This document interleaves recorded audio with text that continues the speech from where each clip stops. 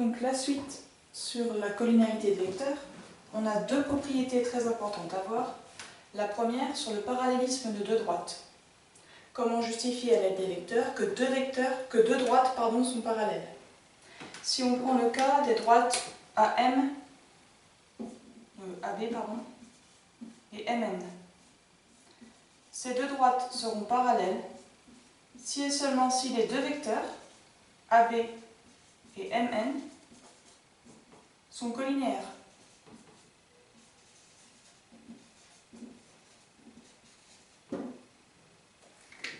Okay. Si les deux vecteurs sont collinéaires, ils sont associés à deux droites parallèles. Mais nous, en fait, on s'en servira dans l'autre sens. Pour montrer que deux droites sont parallèles, il suffira de montrer que les deux vecteurs sont collinéaires. Regardons ici l'exemple. Vous avez un exercice où on vous donne les coordonnées de 4 points et on vous demande de démontrer que les deux droites AB et MN sont parallèles. Je vais d'abord aller chercher les coordonnées du vecteur AB. Donc je fais les coordonnées de B, 5 et 4, moins les coordonnées de A, 2 et 3. Je trouve pour coordonnées du vecteur AB 5 moins 2, 3, 4 moins 3, 1. Et pour le vecteur MN, on fait N moins M, donc moins 1, moins celle de M, 5 et 1. Donc le vecteur MN a pour coordonnées moins 1, moins 5, ça fait moins 6, et moins 1, moins 1, ça fait moins 2. Bon. Maintenant que j'ai les coordonnées de mes deux vecteurs, je peux calculer leurs déterminants. Je calcule le déterminant des vecteurs AB et MN, comme on a vu tout à l'heure. Il faut que je croise. AB est ici, et MN est là. Je fais celle-là fois celle-là, 3 fois moins 2, moins, et après, j'alterne. Je prends celle-ci fois celle-là, moins 6 fois 1.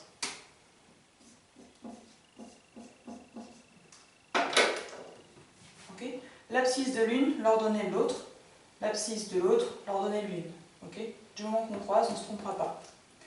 Ça fait quoi ça? 3 fois moins 2, moins 6, moins 6 fois 1. Moins 6 fois 1, ça fait moins 6, mais avec le moins qui est devant, ça fait plus 6. Ça fait 0. Le déterminant de mes deux vecteurs vaut 0, donc mes deux vecteurs sont collinéaires, donc mes deux droites sont parallèles. Alors là, en termes de place, forcément, ça se complique. AB et MN sont collinéaires.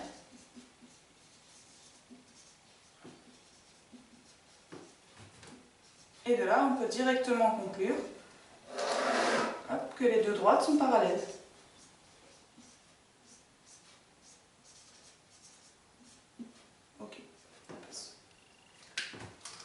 Ok. Parce que j'ai trouvé ici un déterminant qui vaut 0, j'en déduis que mes deux vecteurs sont collinéaires. Et d'après ma propriété, quand mes deux vecteurs sont collinéaires, mes droites sont parallèles. Okay, donc là, vous voyez la force de ce signe-là, équivaut, ça marche dans les deux sens. Ce qui nous intéresse, c'est de montrer que deux droites sont parallèles. Pour ça, il faut montrer que deux vecteurs sont collinéaires. Ok, eh bien on montre que deux vecteurs sont collinéaires et on en déduit que nos droites sont parallèles. Voyons voir la deuxième propriété sur l'alignement de 3 points.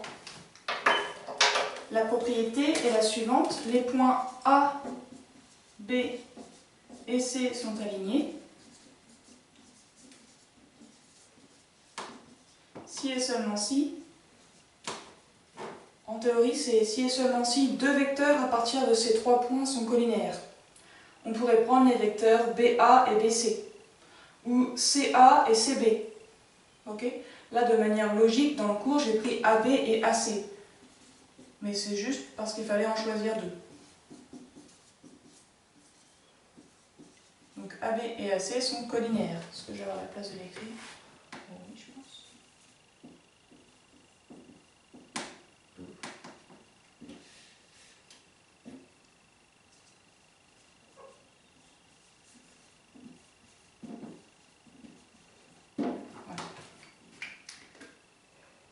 une petite remarque que du coup je vais pouvoir remonter un petit peu. On va se mettre ici.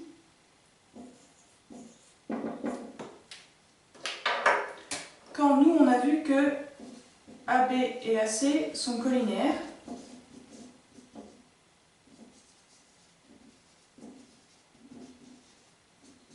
on a dit que d'après cette propriété, on pouvait en déduire que les droites AB et AC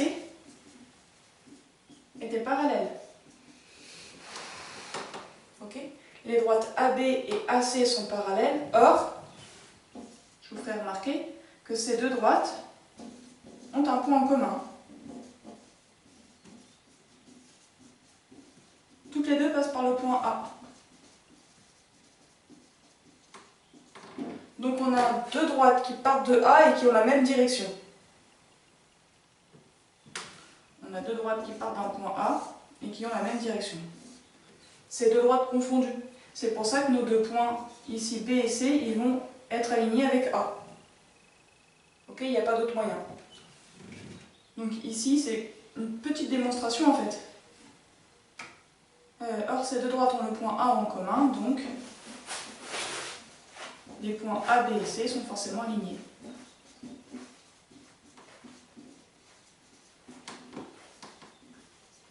Là aussi, le plus important, c'est d'essayer de comprendre le raisonnement qu'il y a derrière cette remarque, pas de la prendre par cœur.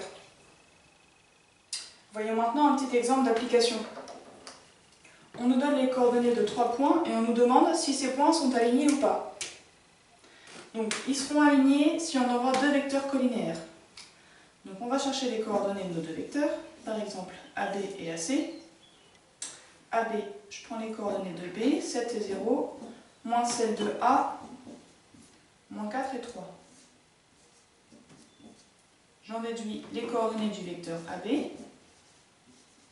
qui sont 7 moins 4, ça fait 7 plus 4, 11, et 0 moins 3, ça fait moins 3.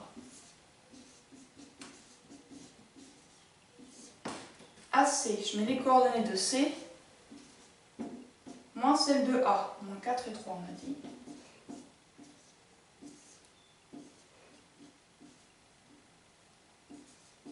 Donc le vecteur AC a pour coordonnées 0 moins 4, ça fait 0 plus 4. Et 2 moins 3, ça fera moins 1. Okay. Je cherche à savoir si ces deux vecteurs sont collinéaires, je vais chercher leur déterminant. Le déterminant des vecteurs AB et AC se calcule toujours de la même manière en croisant les coordonnées. Donc je vais chercher ici à croiser le 11 avec le moins 1. Je vais faire 11 fois moins 1. Moins, ça c'est dans la formule. Et je croise après le 4 avec le moins 3. Plus 4 fois moins 3. 11 fois moins 1, ça fait moins 11. Moins 4 fois moins 3, ça fera plus 12. Je tombe sur 1. Et ici, pour ma conclusion, eh bien, je vais vous l'écrire ici, le déterminant des vecteurs AB et AC, il est égal à 1, autrement dit, il ne vaut pas 0. J'en déduis que les vecteurs AB et AC ne sont pas collinéaires.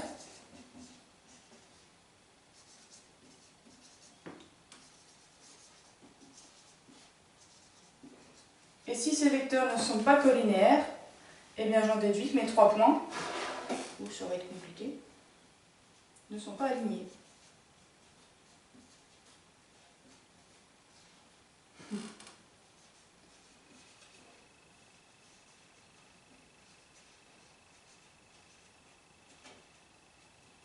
Voilà.